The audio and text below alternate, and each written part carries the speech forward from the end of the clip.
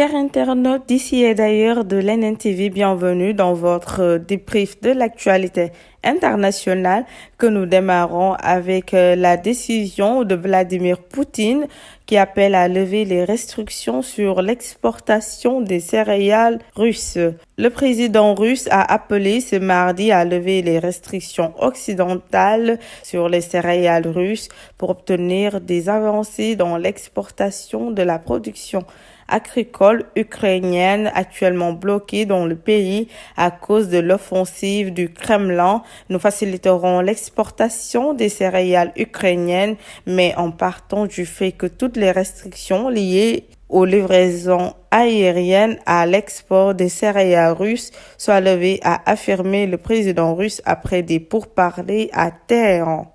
En Iran, bilan du sommet tripartite avec la Russie et la Turquie, la visite du président turc et russe Recep Tayyip Erdogan et Vladimir Poutine à Téhéran ce mardi 19 juillet officiellement pour un sommet sur la Syrie a été l'occasion de renforcer les relations entre Téhéran, Ankara et Moscou. Ce sommet a été à l'occasion d'un net rapprochement entre l'Iran et la Russie, rapporte notre correspondant à Téhéran. Le président russe et le guide suprême iranien ont insisté sur le renforcement des relations économiques et militaires entre les deux pays. La question syrienne était sur la table. L'Iran et la Russie, qui soutiennent le régime du président Assad, ont également affirmé que les Américains devaient quitter les régions du nord et la Syrie contrôlée par les forces kurdes, ce qui peut satisfaire également la Turquie,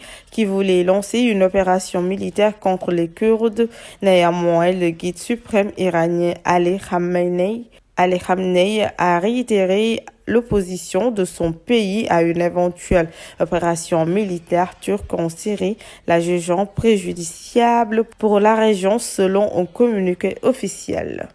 Équateur, 13 détenus tués lors d'un affrontement dans une prison. 13 détenus et 2 autres ont été blessés ce lundi 18 juillet lors d'affrontements dans une prison en Équateur. Un épisode qualifié de barbarie par les autorités est récurrent dans ces pays sud-américains. Le SNAI, l'organisme public chargé des prisons, indique avoir repris le contrôle de la prison de Bella Vista dans la province de Santo Domingo de Los Chachilas, à environ 80 km de l'ouest de Quito.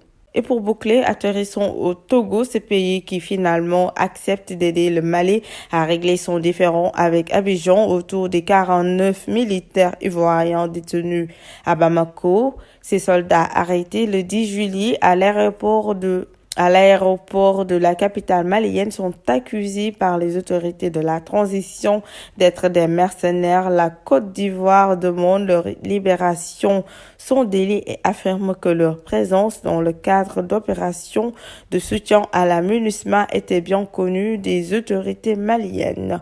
C'était tout pour les actualités internationales de ce mercredi 20 juillet 2022. Rendez-vous est pris très prochainement.